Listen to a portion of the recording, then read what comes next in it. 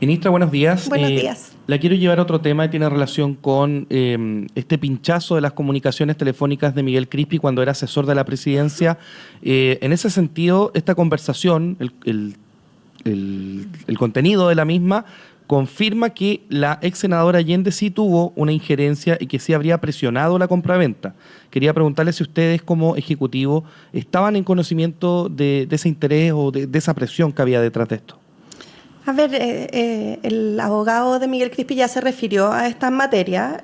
Nosotros, y lo dijeron distintas autoridades durante el fin de semana, nuestra función y nuestra posición es colaborar con las investigaciones que están en curso y son las propias investigaciones las que van a determinar cuál es la respuesta a la pregunta que usted plantea, que es el curso natural que tiene que tener y también institucional.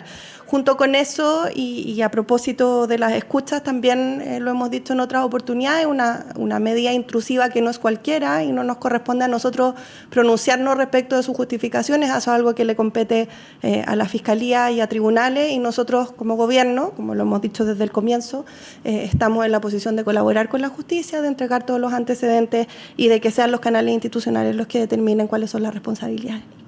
Buenos días, ministra. Buenos días. A propósito de lo que mencionaba, para ahondar un poco al respecto, quería preguntarle si el gobierno considera que la Fiscalía debe aclarar el por qué se seguía escuchando las conversaciones de Miguel Crispi tiempo después, digamos, y si es que también le preocupa al Ejecutivo que con estas escuchas que se asumen que fueron permanentes, la Fiscalía haya tenido acceso a información sensible de Crispi en la naturaleza de su cargo como entonces jefe de asesores del presidente. Y por último, ministra, quería preguntarle también si es que con la posición que ha tenido la oposición respecto a este antecedente por estas presiones, dicen que es imposible sostener que el presidente Boric no se le haya advertido de esta inconstitucionalidad que había en la compra. ¿Qué puede decir al respecto?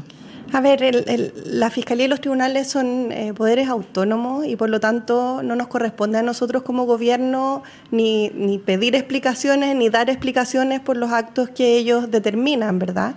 Sí lo hemos dicho y creo que ha sido parte de la discusión pública de que las escuchas telefónicas son una medida intrusiva que requiere de una alta justificación, y eso es algo que todos los ciudadanos tenemos que saber, ¿verdad? Porque evidentemente genera la preocupación o al menos la pregunta de bajo qué circunstancias, cómo se explica, pero no nos corresponde a nosotros como Ejecutivo ni pedir las explicaciones ni tampoco darlas. Eso es algo que compete a la Fiscalía y a los tribunales de justicia.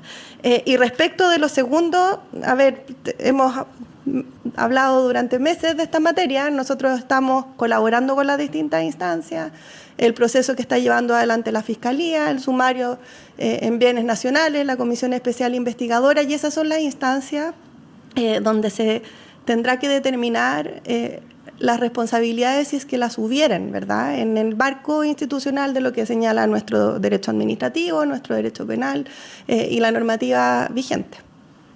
Sobre la posición de la oposición, justamente en aventurarse ya a dirigir críticas al presidente Boric de que, dado este antecedente, él es imposible que no supiera o no fuese advertido de la inconstitucionalidad.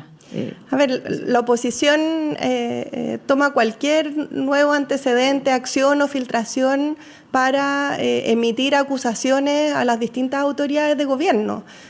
Lo que nosotros esperaríamos, ¿verdad? Y el llamado que hacemos es a que seamos todos responsables. Aquí hay instituciones que están funcionando, procesos administrativos y judiciales que tienen que seguir su curso, y las acusaciones en torno, además, a filtraciones, no es algo que beneficie a nuestro sistema, a nuestra democracia y a nuestras instituciones. Por lo tanto, nosotros, no solo no nos vamos a referir a las filtraciones, sino que tampoco a las críticas a propósito de las filtraciones, porque no es lo responsable de hacer. Buenos días, ministra. Frente a este nuevo antecedente, el gobierno sigue sosteniendo que fue un precedente grave la destitución de la senadora Allende. A ver, respecto de la destitución de la senadora Allende, eso es algo que compete al Tribunal Constitucional. Como lo dijimos en su oportunidad, es algo inédito que no había ocurrido al menos desde que tenemos recuerdo en el periodo de democracia, y en ese sentido reviste su gravedad, ¿verdad?, por lo inédito de aquello. Pero al igual como señalábamos respecto de la Fiscalía y la escucha, el Tribunal Constitucional es un órgano independiente y no nos corresponde a nosotros evaluar cuáles son el mérito de sus decisiones. Simplemente, y como lo dijimos en su oportunidad, resaltar que es algo inédito y en lo inédito radica su gravedad. O sea, pese a este antecedente de eventuales presiones, se mantiene esta forma de definirlo como inédito y que presenta entonces este precedente grave, ¿no? Es que, insisto, el carácter de inédito es respecto de las consecuencias de la decisión. Los méritos que se utilizaron o los argumentos para llegar a esa decisión no es algo que nosotros califiquemos o evaluemos. Eso es algo que no nos corresponde como Ejecutivo. Simplemente nos referimos a la consecuencia que esto generaba, a lo inédito de la consecuencia.